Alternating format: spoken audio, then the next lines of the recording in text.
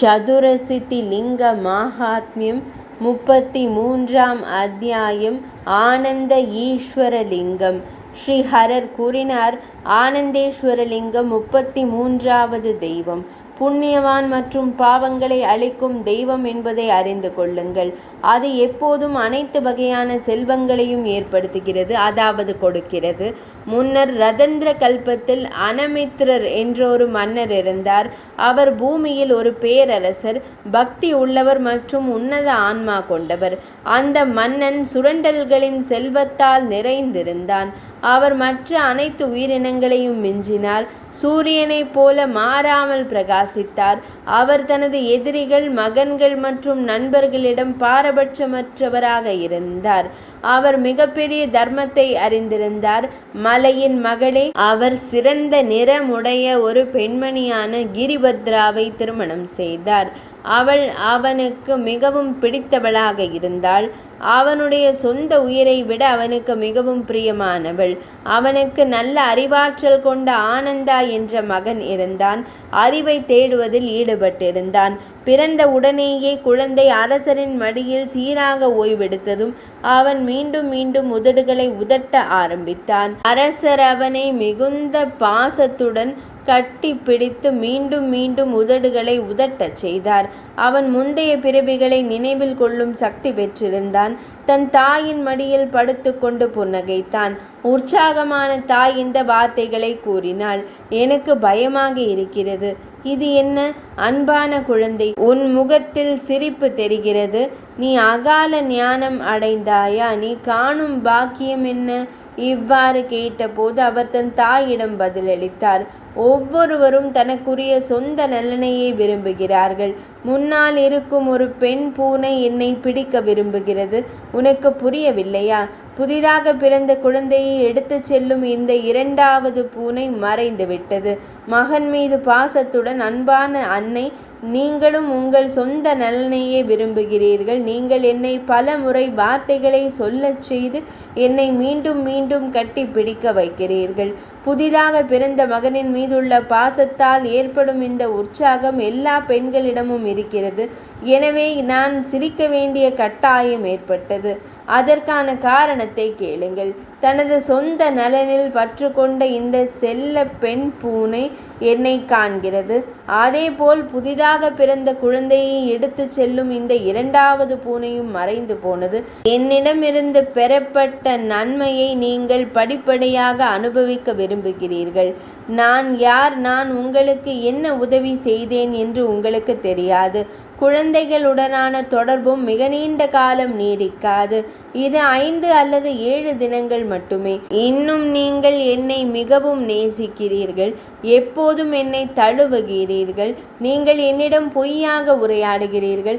அன்பானவரே, அன்பான குழந்தையே, அழகானவள். தன் மகனின் இந்த வார்த்தைகளை கேட்டதும் கோபமடைந்த தாய் இவ்வாறு கூறினாள், அன்பான குழந்தையே, நான் உன்னை அன்புடன் அரவணைத்துக் கொள்வது உனக்கு உதவி செய்வதற்காக அல்ல.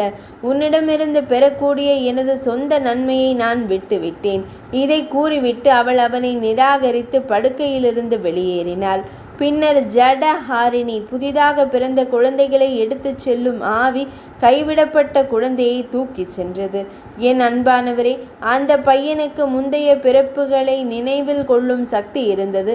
ஜடஹாரிணி என்ற ஆவி சிறுவனை மன்னன் விக்ராந்தனின் மனைவியான ஹைமினியின் படுக்கைக்கு அழைத்து சென்றது. மன்னன் அவனை தன் சொந்த மகன் என்று நினைத்து அவனுக்கு ஆனந்தா என்று பெயர் சூட்டினான். விக்ராந்தனின் உண்மையான மகன் ஜடஹாரிணியால் ஒரு பிராமண போதரின் இல்லத்திற்கு அழைத்து செல்லப்பட்டான். அந்த குழந்தைக்கு அவர் சைத்ரா என்று பெயரிட்டு வேத மந்திரங்கள் மூலம் பிரதிஷ்டை செய்தார். இந்த செயல்பாட்டில் ஈடுபட்ட 3வது மகனான போதனின் உண்மையான மகனை ஒரு அரக்கன் சாபமிட்டான். முந்தைய பிறவிகளை நினைவில் வைத்திருக்கக்கூடிய ஆனந்தனின் உபநயனம் புனித நூல் விழா கொண்டாடப்பட்டது. ஆரம்பத்தில் அருகிலேயே இருந்த தனது தாயாருக்கு வணக்கம் செலுத்துமாறு குரு கட்டளையிட்டார். அவ்வாறு கூறப்பட்டவுடன் அவர் இந்த வார்த்தைகளை கூறினார், என்னை பெற்றெடுத்தவளா அல்லது எனக்கு பால் ஊட்டியவளா? எந்த தாயை நான் வணங்க வேண்டும்? ஆனந்தனின் வார்த்தைகளை கேட்ட குரு இந்த வார்த்தைகளை கூறினார். பாக்கியசாலியே, இதோ உன் தாய் விக்ராந்தரின் தலைமை ராணி, ஜனகனின் மகள் ஹைமினி என்ற பெயர் கொண்டவள். ஆனந்தர் கூறினார், நான் கிரிபத்ராவின் மகன். இவர்தான் சைத்ராவை பெற்றெடுத்த தாய். இந்த சைத்ரா ஒரு பிராமணரின் இல்லத்தில் இருக்கிறார். அவர் மந்திரங்கள் மூலம் பிராமணரால் புனிதப்படுத்தப்படுகிறார். பின்னர் ஆசான் கேட்டார், நீ யார்? நீ குறிப்பிட்ட இந்த சைத்ரா யார்? பின்னர் அவர் ஆரம்பத்திலிருந்தே முந்தைய விவரங்களை விவரித்தார். ஆசான் கூறினார், அன்பான குழந்தாய், ஒரு பெரிய அவசர நிலை ஏற்பட்டுள்ளது. எனக்கு எதுவும் புரியவில்லை. மாயை மற்றும் மயக்கத்தால் என் மனத்திறன்கள் சுழல்கின்றன. ஆனந்தர் கூறினார், மாயை அல்லது வசீகரத்திற்கான சந்தர்ப்பம் எங்கே? இது உலகில் நிறுவப்பட்ட விஷயம். யாருடைய மகன் பிராமணரே? முனிவரா? யாருடைய உறவினர் அல்ல. எனவே உலக இருப்பு நிலை அனைத்து உயிரினங்களின் உலக இருப்பையும் அளிக்கிறது. அவர்களின் மனம் பெரும் மாயையால் பீடிக்கப்பட்டுள்ளது. குருவே, இதில் ஆச்சரியம் என்னவாக இருக்க இயலும்? பிரம்மதேவரின் பொல்லாத மகனான துஸ்ஸகரின் மகள் ஜடஹாரிணி குழந்தைகளை மாற்றுகிறாள். இந்த பிறவியிலேயே எனக்கு 2 தாய்மார்கள் இருந்தனர். முந்தைய பிறவிகளை நினைவு கூர்ந்ததன் மூலம் இந்த உண்மை எனக்கு புரிந்தது. எனவே நான் தவம் செய்வேன். சைத்திரனை இங்கு அழைத்து வரட்டும். அரசர், அவரது மனைவி மற்றும் அனைத்து உறவினர்களும் சிந்திக்க தொடங்கினர். அவர் மீதுள்ள அவரது பற்றுதலை அவர் குறைக்கச் செய்தார். பின்னர் அவர் சைத்திரனை அழைத்து வந்து ராஜ்யத்திற்கு தகுதியுடையவர் ஆக்கினார். ஆனந்தர் தான் சைத்திரனை வளர்த்த பிராமணரை முறையாக கௌரவித்தார். அவரை தனது சொந்த மகனாக கருதி அற்புதமான மகாகாலவனத்தில் தவம் செய்தார்.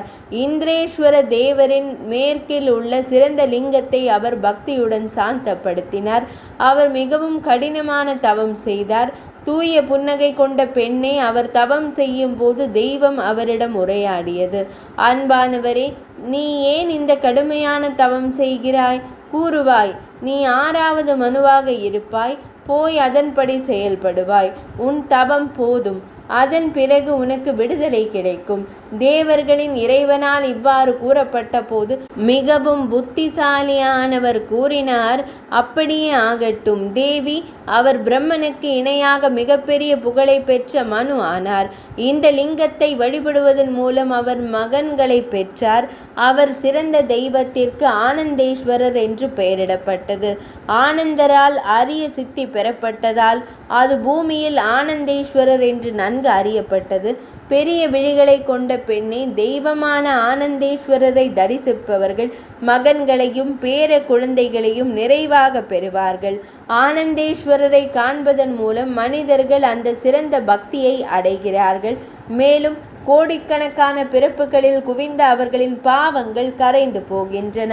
ஆனந்தேஸ்வரர் என்ற தெய்வத்தை காணும்போது மனிதன் பிறப்பு, இறப்பு, முதுமை போன்றவற்றிலிருந்து உடனடியாக விடுபடுகிறார். இவ்வாறு மனிதர்களுக்கு முக்தியை அளிக்கும் ஆனந்தேஸ்வரரின் தரிசனம் என்னால் கூறப்பட்டது. ஆனந்தேஸ்வர லிங்கம் ஸ்வர்க்கத்தையும் அபவர்க்கத்தையும் முக்தியை வழங்கும் சிறந்த தெய்வம். அகன்ற விழிகளை கொண்ட பெண்ணே, சிறந்த லிங்கம் இங்கே தேவர்களால் போற்றப்படுகிறது. இவ்வாறு தேவி ஆனந்தேஸ்வர தேவரின் பாவத்தை அளிக்கும் சக்தி தங்களுக்கு கூறப்பட்டுள்ளது. அடுத்து காந்தேஸ்வரரின் கதையை கேளுங்கள். 33ஆம் அத்தியாயம் இனிதே நிறைவடைந்தது.